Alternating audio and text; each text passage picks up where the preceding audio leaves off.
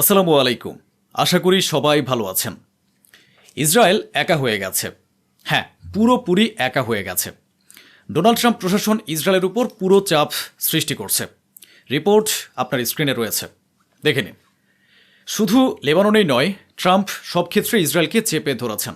ইসরায়েলের উপর চাপ রয়েছে যাতে তারা কোনো অবস্থাতেই লেবাননে হামলা না করে। ডোনাল্ড ট্রাম্প ক্রমাগত এই চাপ দিয়ে যাচ্ছেন, যার কারণে নেতানিয়াহু এক বিরাট ধাক্কা খেয়েছেন। নেতানিয়াহু চরম টেনশনে আছেন, খুব আতঙ্কে আছেন যে এখন কি করবেন। আমেরিকা যে সামনে এসে দাঁড়িয়েছে যে ভাই তুমি লেবাননে হামলা করো না।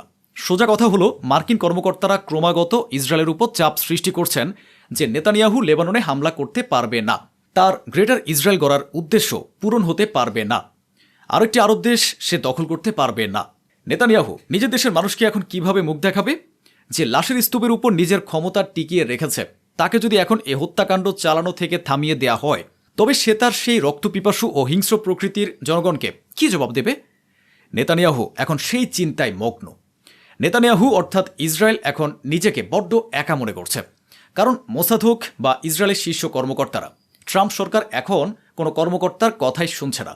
এমনকি ইতিহাসে এই প্রথমবার এমন একটি জোট তৈরি হচ্ছে, সামনে থেকে নয় পেছন থেকে এমন একটি গ্রুপ তৈরি হচ্ছে যেখানে কাতার, পাকিস্তান, ইরান এবং আমেরিকা একসাথে থাকবে। হ্যাঁ, এমন একটা গ্রুপ যাতে ইরানও থাকবে আবার আমেরিকাও থাকবে। এটা সত্যি এক চমক। আর চমক শুধু এটাই নয়, সবচেয়ে বড় চমক হলো এই গ্রুপে ইসরায়েল থাকবে না, এবং এই গ্রুপটি কড়া নজর রাখবে যাতে ইসরায়েল কোনোভাবেই লেবাননে হামলা করতে না পারে। এখন বলুন, আর কোন কিতাবে লিখিয়ে দেব যে হায়দারপন্থীরা জিতে গেছে আর এজিদের বংশধররা হেরে গেছে? এ একঘরে হয়ে পড়া অবস্থায় ইসরায়েলের প্রধানমন্ত্রী নেতানিয়াহু আবারও পুনর্ব্যক্ত করেছেন যে অ্যাকশন নেওয়ার অধিকার আমাদের ইসরায়েলি সৈন্যদেরও রয়েছে। যদিও নেতানিয়াহু ইতোমধ্যেই নিজের বাহিনীকে নির্দেশ দিয়ে দিয়েছেন যে আর সামনে এগোবে না। আমেরিকা নেতানিয়াহুকে, নেতানিয়াহু আইডিএফকে, এবং আইডিএফ নিজের সৈন্যদের বলে দিয়েছে যে লেবাননে যেন হামলা না করা হয়। এবং যেভাবে গত বেশ কিছুদিন ধরে তারা হামলা বাড়িয়েছিল, কিন্তু কোথাও না কোথাও নেতানিয়াহু এমন কিছু কথা তো বলবেই যাতে ইসরায়েলের জনগণ একটু অক্সিজেন পায় যে না, আমরা এখন লেবাননে হত্যাকাণ্ড চালাতে পারি। এটা সম্পূর্ণ ইরানেরই দাপট, এটা ইরানেরই জয়। জয়ের পর লেবাননেও এখন যুদ্ধবিরতি দেখা যাচ্ছে। পালিয়ে যাওয়া লেবানিজ মানুষজন এখন নিজের দেশে নিজের ঘরে ফিরে আসছে।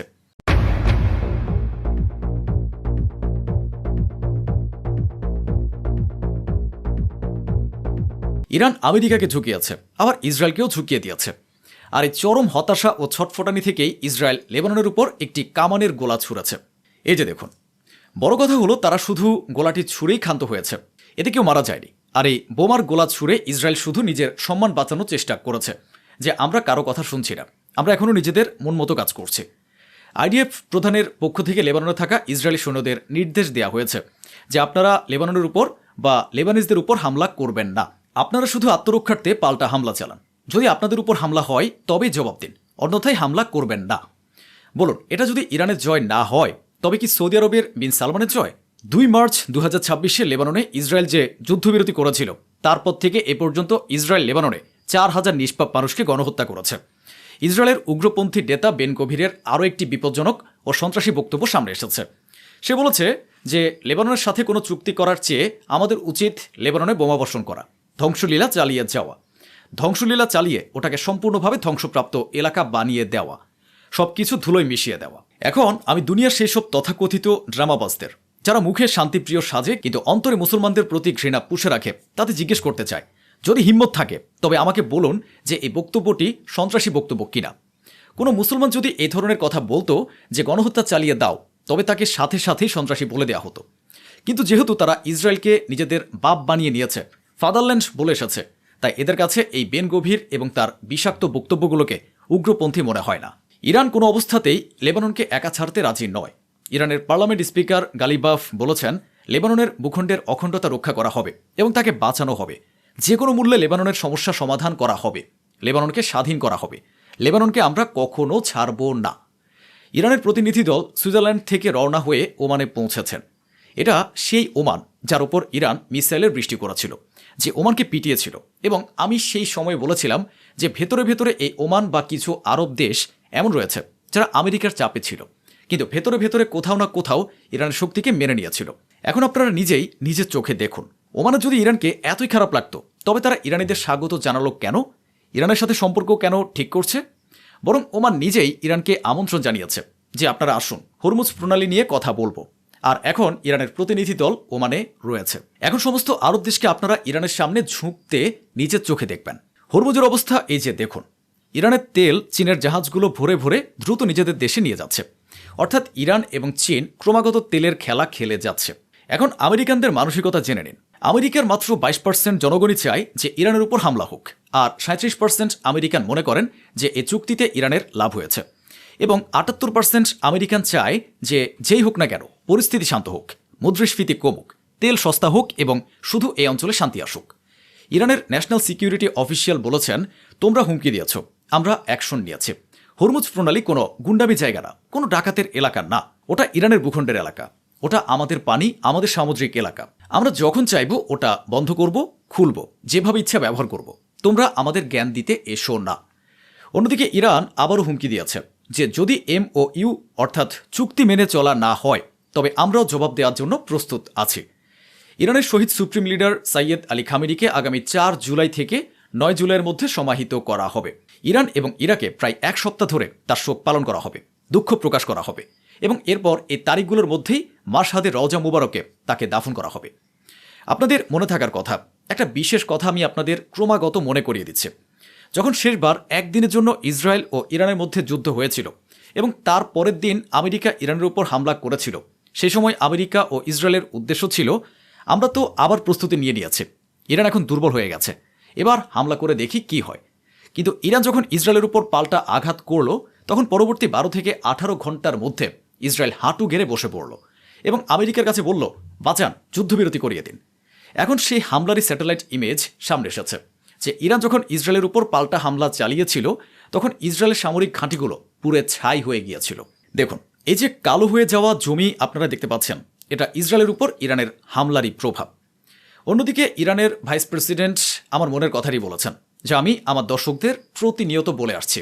ইরানের ভাইস প্রেসিডেন্ট বলেছেন, আমাদের শত্রুর উপর কোনো ভরসা নেই, যদি এ চুক্তি হয়েও যায় তবু শত্রুর উপর আমার বিশ্বাস নেই, এখনও আমাদের যুদ্ধের জন্য সদা প্রস্তুত থাকতে হবে। একদম ঠিক কথা।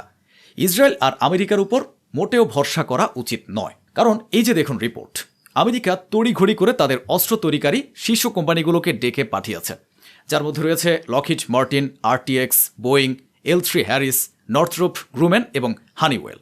ডোনাল্ড ট্রাম্প এই কোম্পানিগুলোকে ডেকেছেন এবং বিপুল পরিমাণে মিসাইল তৈরি করার জন্য নির্দেশ দিয়েছেন, আদেশ দিয়েছেন, যাতে যত দ্রুত সম্ভব শক্তিশালী, সেরা এবং বিশাল পরিমাণের মিসাইল উৎপাদন করা যায়। তো এখন প্রশ্ন হলো, যখন আপনারা ইরানের সাথে চুক্তি করেই ফেলেছেন, তাহলে অস্ত্রের এত ঘাটতি কেন দেখা দিচ্ছে? আর এত উন্নত মানের অস্ত্র তৈরি করার প্রয়োজনীয়তা বা কেন পড়ছে আপনাদের? এক্সপার্টরা বলছেন, এবং আমারও এটাই বিশ্বাস, যে ইরান যেভাবে আমেরিকা ও ইসরায়েলকে পিটিয়েছে, সেই হিসেব অনুযায়ী আমেরিকা ও ইসরায়েল ভালো করেই জানে যে গত হামলাগুলোর চেয়েও এখন আমাদের অনেক বেশি অস্ত্রের প্রয়োজন হবে ইরানকে ধ্বংস করে দেওয়ার জন্য। তাই ভবিষ্যতে তারা সেই হিসাব করেই প্রস্তুতি নেবে। এ কারণেই আমেরিকা ও ইসরায়েল অস্ত্র জমা করছে। এই যুদ্ধবিরতি আজও আমাদের চোখে একটি নাটক মাত্র, কিন্তু এই নাটকের আড়ালে ইরান নিজের ফায়দা তুলে নিচ্ছে, তেল বিক্রি করছে, টাকা কামাচ্ছে, এটা তো ভালো কথা। তবে ইরানের ভাইস প্রেসিডেন্ট যা বলেছেন সেটাই মেনে চলা উচিত। আমেরিকা ও ইসরায়েলের উপর 1%ও ভরসা করা যায় না। আমি 41 দিনের যুদ্ধের সময় বলেছিলাম, এই যে আরব দেশগুলো লাফাচ্ছে, আমেরিকার ইশারায় এবং আমেরিকা শক্তির উপর ভরসা করে যারা ভাবছিল যে আমরা তো আমেরিকার লোক, একদিন দেখবেন যে এই সমস্ত আরব দেশ যখন হেরে যাবে, ইরানের শক্তির সামনে যখন এদের জারিজুরি শেষ হয়ে যাবে, যখন এদের অবস্থা টাইট হয়ে যাবে, তখন এই যে 56 বোন রয়েছে, এরা আবার নিজেদের বড় ভাই ইরানের কাছেই যাবে যে ভাই, আপনি এখন আমাদের ইজ্জত বাঁচাতে পারেন। এখন রিপোর্টও চলে এসেছে, কাতারের আমির নিজে বলে দিয়েছেন, কাতারের কর্মকর্তারা নিজে জানিয়েছেন যে আগামী কিছুদিনের মধ্যে সমস্ত আরব দেশ ইরানের সাথে নিরাপত্তা চুক্তি করতে যাচ্ছে। এখন আরব দেশগুলো আমেরিকার সাথে সিকিউরিটি মিটিং করছে না, যে পিটিয়েছে তার সাথেই তো করবে, আর সে তো ঘরের লোক, সে তো বড় ভাই, বোনদের তো সে বোঝাতেই পারে, আর সেটা বোনদেরও এখন মাথায় ঢুকে গেছে। আরবদের যেসব চ্যানেল ইরানের বিরুদ্ধে প্রোপাগান্ডা চালাচ্ছিল, এমনকি আরবের সবচেয়ে বড় চ্যানেলগুলোর মধ্যে যার নাম আসে, সেই আল জাজিরাও বারবার এই খেলাই খেলছিল যে ভাই, এ চুক্তিতে গাজা কোথায়, এ চুক্তিতে ফিলিস্তিন কোথায়, ইরান ফিলিস্তিনের জন্য বা গাজার জন্য কি করলো? আরব দেশের এ চাটুকারের জবাবে ইরানের অফিসিয়াল সাইয়েদ মোহাম্মদ মারান্দি লিখেছেন যে আল জাজিরা আরবি প্রশ্ন করেছে যে ইরান গাজার জন্য আর কি করেছে।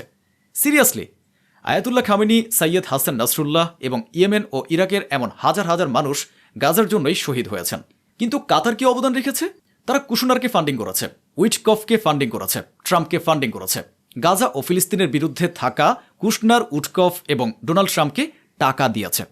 কাতার পুরো দুনিয়ার সবচেয়ে দামি বিমানটি ডোনাল্ড ট্রাম্পকে উপহার দিয়েছিল, যা দুনিয়ার কারো অজানা নয়।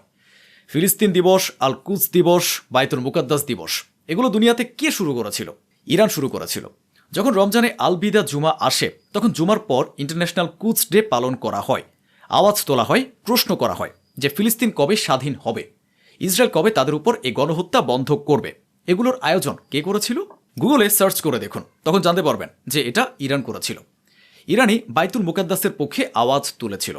আর আজ আবারও আমরা দেখতে পাচ্ছি যে আরব দেশগুলো তাদের নিজেদের ভাই লেবাননের জন্যও মুখ ফোটেনি। সে আরব দেশের জন্য এক ওয়ারব দেশই ইরানি কথা বলেছিল। আর আজ যে লেবাননের উপর বোমাবর্ষণ বন্ধ হচ্ছে, এ অবদান, এ পরিশ্রম, এ সমস্ত একাগ্রতা কেবলই ইরানেরই। তো বন্ধুরা, এই ছিল আজকের আয়োজন, যা স্বচ্ছভাবে আপনাদের সামনে তুলে ধরা হলো। আশা করি আমাদের এই প্রচেষ্টা আপনাদের ভালো লেগেছে। অসংখ্য ধন্যবাদ। সুস্থ থাকুন, ভালো থাকুন।